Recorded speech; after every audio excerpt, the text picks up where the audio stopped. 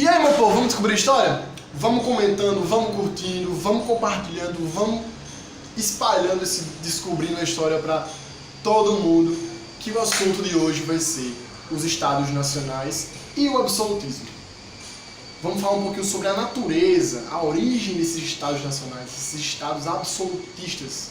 É sabido que a partir do século XII, ainda no período medieval, até o século XV mais ou menos, houve grandes transformações na Europa Ocidental. O particularismo feudal e o universalismo da Igreja passou por grandes mudanças.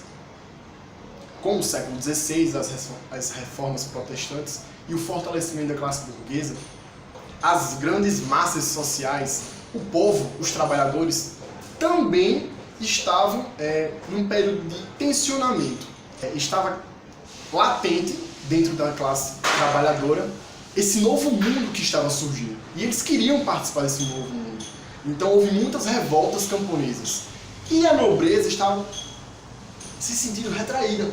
Estava com medo, tanto do fortalecimento da burguesia, quanto do enfurecimento do campesinato, do povo, das massas. Então ela precisava criar uma nova estrutura social, governamental, política, que lhe favorecesse a manutenção do poder. Foi aí que surgiu a ideia do Estado absolutista, do Estado nacional, do Estado moderno, que ele vai surgir. Qual é o grande ponto? Criar um controle jurídico sobre as massas. Então, os Estados absolutistas, alguns historiadores vão condicionar a sua natureza ao equilíbrio de classes, entre uma aliança entre burgueses e a nobreza, e nobres. Outros historiadores vão condicionar a natureza do Estado absolutista a um Estado puramente burguês, em que a burguesia assumiu o poder. Já outros historiadores, que por sinal eu concordo com esses, acreditam que o Estado absolutista continuou sendo um Estado feudal, na medida em que só vai ser rompido esses laços feudais com as revoluções burguesas lá do século XIX, que é a Revolução Francesa. Então, durante todo esse período, a nobreza ela nunca perdeu o poder. Ela sempre esteve no poder, independente da burguesia ter alcançado patamares maiores ou não. A nobreza sempre esteve no poder. Ela só vai decair de vez com a Revolução Francesa, que eles vão ser decapitados. Então, acredito eu, juntamente com outros historiadores, eu defendo essa hipótese de que os estados modernos, os estados absolutistas, são uma continuação das relações feudais. Obviamente, com uma nova roupagem. Porque os estados absolutistas, essas monarquias nacionais, elas vão tomar medidas que lhes vão ter um controle sobre a população de uma maneira mais sofisticada, mais eficiente. Eles vão criar um exército permanente, geralmente formado por mercenários. Eles vão unificar o sistema de pesos e medidas. Ou seja, isso vai ser o grande recurso que vai trazer a burguesia com uma aliança. Então, porque quando você unifica o sistema de pesos e medidas, você facilita o comércio, você desenvolve o comércio. E a classe comercial, os burgueses, vão gostar disso. Outros pontos. Vai se criar um corpo burocrático, ou seja, pessoas especializadas para administrar a máquina estatal. O Estado monarca absolutista ele vai eliminar a autonomia das cidades, certo? E vai centralizar, unificar o povo em uma única pessoa, o rei. Mas aí que está. Essa centralização, essa unificação social em torno de uma pessoa, ela é absoluta, como o nome diz? Alguns historiadores vão questionar esse termo absolutismo. Será mesmo que o rei está acima da sociedade? Porque mesmo ele sendo o centro, estando no topo do controle social e político, ele necessariamente precisa de uma base governamental. Sem base ninguém consegue governar.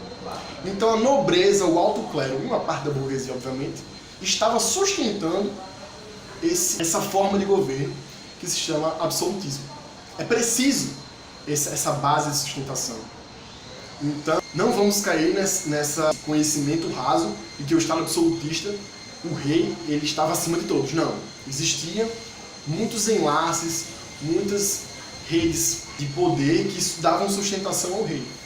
Mas também vale a gente frisar, né, nessa discussão sobre a legitimação desse poder.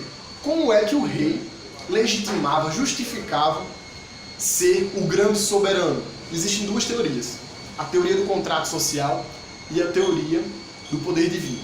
O poder divino, ele vai dizer que, obviamente, que o rei ele era uma interseção, ou seja, ele ligava o mundo terreno ao mundo divino, né? Ele era um representante de Deus. Então, se você, súdito, ia contra o seu rei, você ia diretamente contra a Deus.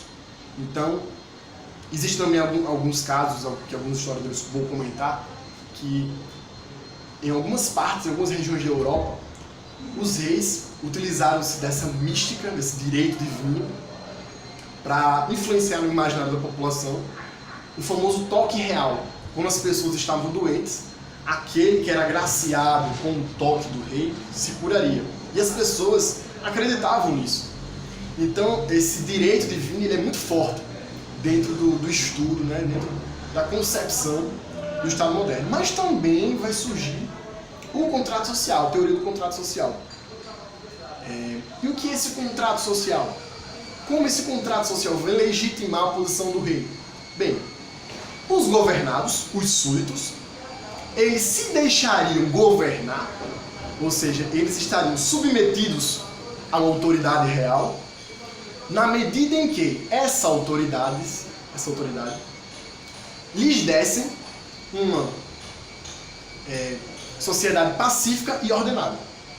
Então, é como se eu aceitasse ser súdito de um rei, na medida em que ele me garantisse que eu ia viver em uma sociedade pacífica e ordenada.